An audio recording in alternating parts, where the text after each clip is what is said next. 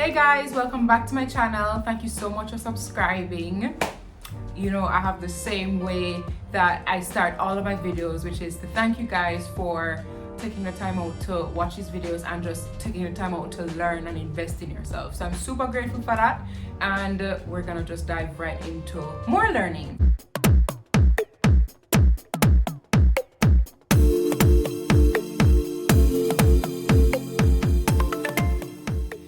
Wanted to mention before I started this video, or before I go into what I'm going to discuss in this video, in my last video, which was I think how to beat debt or how to reduce debt or something to that effect, I forgot to mention to you guys that it is extremely important that you actually check on your loan account from time to time. Don't assume that because the payments are going over that the payments are actually being applied to your loan account. Don't assume that everything is well because you think the payments are going over.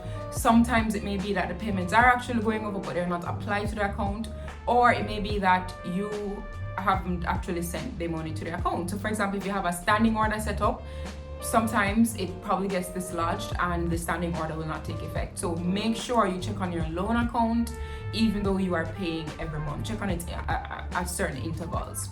Now with that out of the way, today we're gonna talk about something that it may be a little bit horse out of the gate type of situation, but I still wanted to talk about it so that you can put yourself in a better position to not be affected by a recession. Today we're going to talk about how to beat a recession, how to not allow a recession to ruin your life.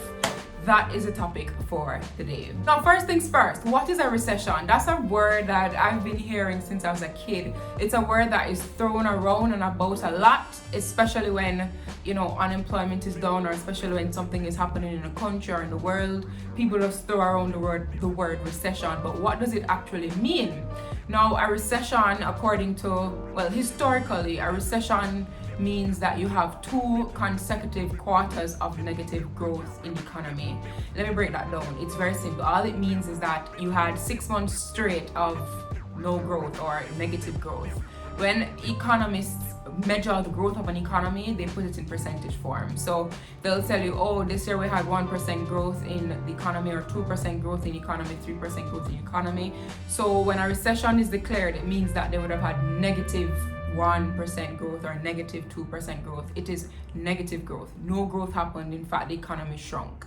That's all it means. If that happened for 6 months straight, then historically, it would just mean that there's a recession. However, what it is now, the case nowadays is that economists don't just look at that very stringent test. They apply different analysis, they study different data, and then they decide if they want to make a declaration that we're indeed in a recession. So, for example, you may have 2 consecutive quarters of negative growth, but it does not mean that there's a recession. So that's why economists nowadays, they assess the entire picture, not just the definition I gave you. They assess the entire picture before they make such a declaration. That's all a recession is. Very easy to understand. I know the economists make it sound like business watch. You know that, you know, when you, as a kid, you're watching business watch and you're just like, no idea what's going on here, but what time is it going to be done? That's all you're interested in. Yeah.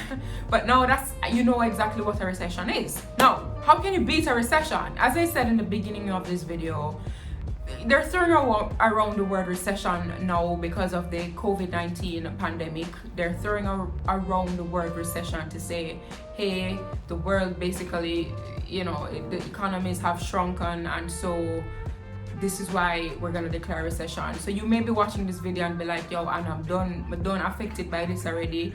The horse gone out of the gate. I don't know what I can do. I get that, but at the end of the day, just remember that you have 100% survival rate. So after you come out of this recession, don't you plan to still have a life and still have a portfolio? Don't you want to learn how to not repeat this mistake? Do you want to be recession proof in the future?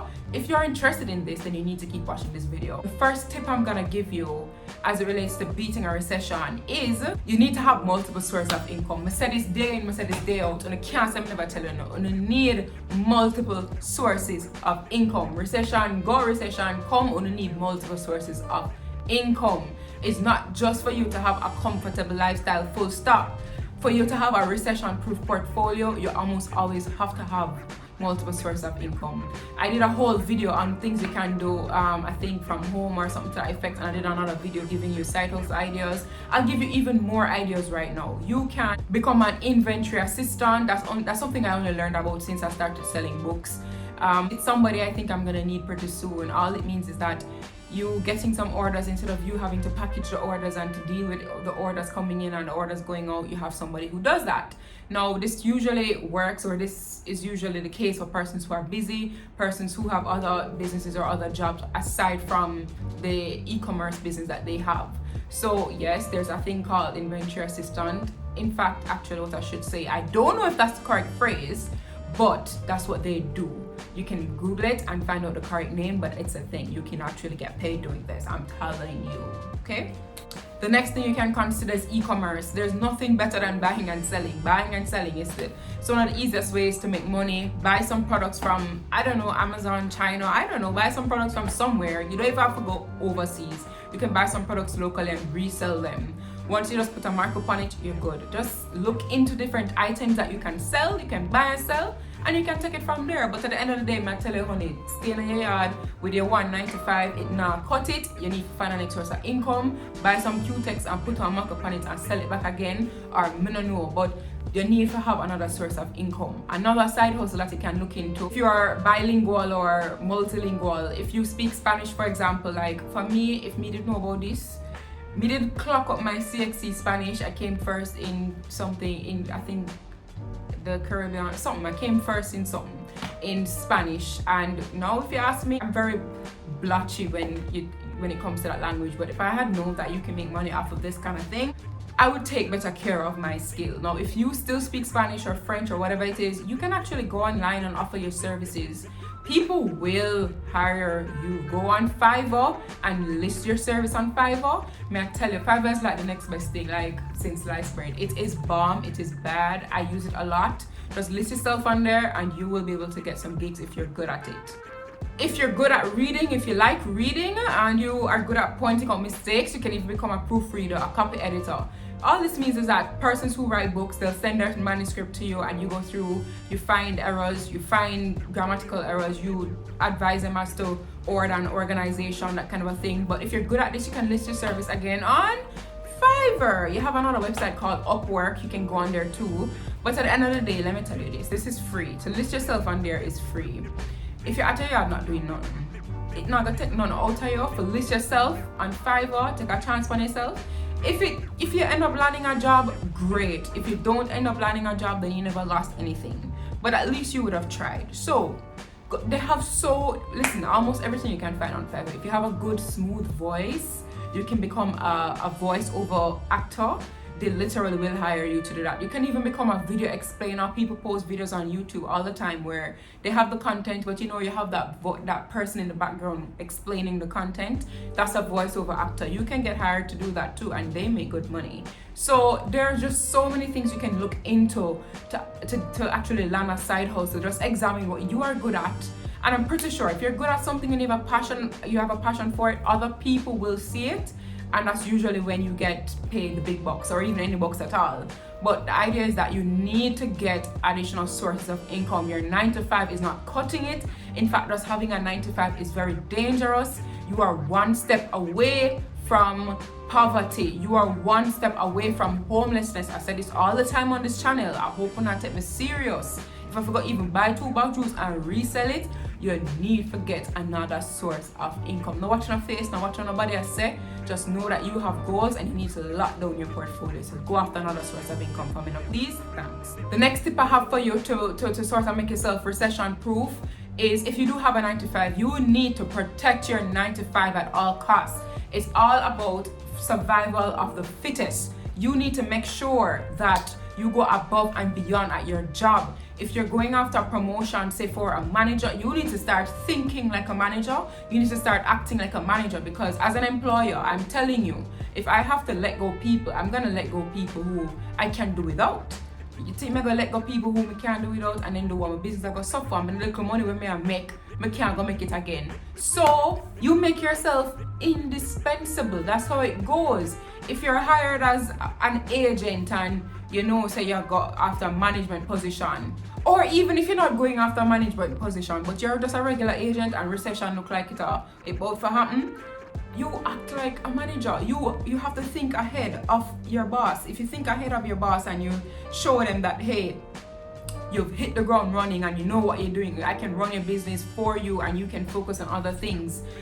No manager is going to refuse that. No boss is going to refuse that. Every boss wants freedom. That's the ultimate goal. If I can have you there and me not for the day and you run off my business and everything great, I'm not firing you. So you have to make yourself indispensable. It is survival of the fittest.